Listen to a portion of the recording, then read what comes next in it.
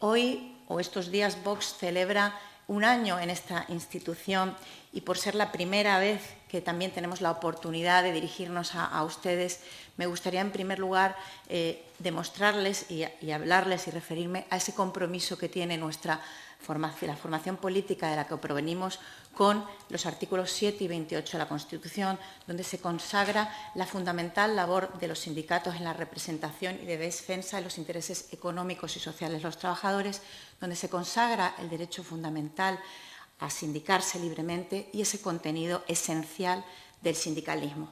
Dicho esto, querría referirme también a cómo vemos en Vox este sindicalismo actual y viendo ese modelo y analizando ese modelo podré derivar cómo vemos la situación de la negociación colectiva en estos momentos.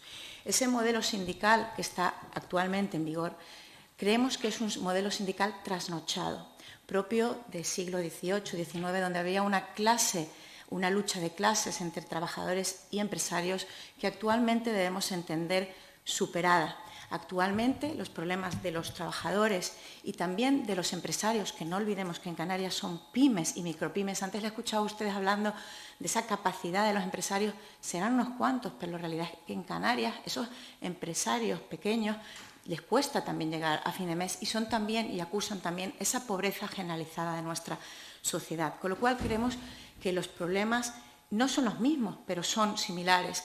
Y además también creemos, por tanto, que hay que superar ese concepto y adoptar un sindicalismo moderno propio de entornos como el que vemos en Holanda, en Luxemburgo, en Francia y en Italia, también demandado por otros sindicatos que no son los más representativos y también demandados por gran parte de la sociedad. Estamos refiriéndonos, y así lo hemos expuesto en aquellas ocasiones que a nivel nacional hemos tenido la posibilidad de una modificación de los artículos 6 y 7 de la Ley Orgánica de Libertad Sindical, ya del año 1985, para apostar por dejar de lado ese principio de mayor representatividad y acoger y abrazar el principio de representación suficiente. Pensemos que, por ejemplo, a nivel electoral se establecen umbrales de un 3% para que una candidatura sea tenida en cuenta y consideramos que esos umbrales del 10 y del 15% a nivel estatal y autonómico para que los sindicatos puedan realmente desempeñar la labor completa del sindicalismo no son positivos para nuestra democracia. En este sentido, queremos y abogamos por corregir ese monopolio que también se da del bipartidismo, y aquí tenemos que hablar de un monopolio del bisindicalismo, y creemos que es fundamental llevar el pluralismo al sindicalismo para conseguir un sindicalismo transparente, profesional, que no digo que ustedes no lo sepan, pero más profesional aún, independiente desde el punto de vista político y alternativo a ese sindicalismo de clase.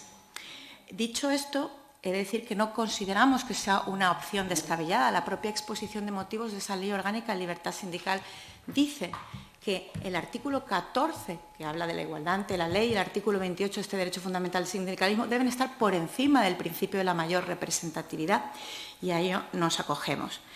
Dicho esto, por lo tanto, la negociación colectiva, pues consideramos que si son ustedes los que están presentes, estará muy bien, pero no es óptima, podría ser mejor. Y ahora entrando ya en la más justa distribución de la riqueza a la que ustedes se referían, en Vox no somos partidarios de recetas intervencionistas para la distribución de la riqueza.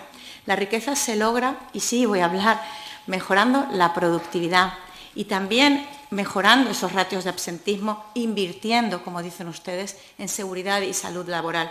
Se consigue reduciendo la burocracia. La Administración también es responsable de estas cuestiones, no solo el salario es el responsable. También lo es esa carga fiscal. A los que hemos hecho ahora la declaración de la renta, vemos el bruto de la nómina y en qué se queda el líquido, esa reducción fiscal, carga fiscal, que hace que el dinero no esté en bolsillos de los ciudadanos. Los ciudadanos deben poder participar en su economía y también de la economía. También consideramos que hay que lograr, eso sí, una auténtica concertación social con todos los trabajadores y empresarios, rechazando la unilateralidad de unos y de otros que hemos visto en los últimos tiempos. La solución no es subir salarios por subir salarios, ni bajar jornadas laborales por bajar jornadas laborales. Y a los hechos me remito, en que han quedado Todas estas subidas salariales en los últimos tiempos han quedado pulverizadas por ese contexto general que no invierte en innovación, que no promueve políticas que defiendan la apertura de empresas y combatan el cierre de empresas. Son cuestiones todas ellas en las que tenemos que trabajar, y por ello les animo a seguir trabajando por el bien de los trabajadores, por el empleo de calidad, por empatizar también con los problemas de los empresarios, por lograr ese pleno empleo de jóvenes y de mayores de 45 años. Les queremos tender la mano porque, a pesar de nuestras diferencias, creo que el objetivo es común, es conseguir que la riqueza en Canarias haga de Canarias grande y también de unos canarios y una ciudadanía canaria. Quiero agradecer el reconocimiento que dan a la actividad sindical como ente de mejora para solucionarle la vida a las personas de nuestro país. A la señora Hover, agradecer también el reconocimiento de los sindicatos. Nos ha puesto usted una ofrenda, después nos pega un palo de que somos sindicatos trasnochados. No, señora Hover, no somos sindicatos trasnochados, y creo que somos los modelos de los sindicatos, sobre todo los sindicatos más representativos de este país, son un ejemplo a nivel mundial, y lo hemos demostrado en lo que es la negociación colectiva y el diálogo social que hemos mantenido durante el tiempo de pandemia. Por ese motivo, ese es uno de los motivos que ha hecho que España, en este sentido, pues tenga esa bonanza económica que creo que todos conocen. Habla usted de que somos trasnochados porque todavía creemos en la lucha de clases. Y claro que tenemos que creer en la lucha de clases. La lucha de clases no ha desaparecido. La inmovilidad social no debe permanecer durante todo el tiempo. Es decir, la lucha de clases continúa, y creo que será un motivo de justicia social. Vivimos en un Estado social y de derecho, por tanto, yo creo que el pagar impuestos es apostar por los servicios sociales, por los servicios públicos, por la sanidad, por la educación. Es decir, si de alguna manera queremos poner más dinero en los bolsillos de los trabajadores y de las familias de este país, pues no debe ser la excusa para dejar de invertir en políticas públicas, en políticas de sanidad, en políticas de educación. Yo creo que en ese sentido no podemos seguir las sendas del señor Milei. Por cierto, yo le pediría a los grupos políticos, y en este caso a vos, que no sean cómplices del reparto de la pobreza, seamos cómplices y agentes favorecedores del reparto de la riqueza. El 8% del asentismo que alega la patronal es un porcentaje erróneo.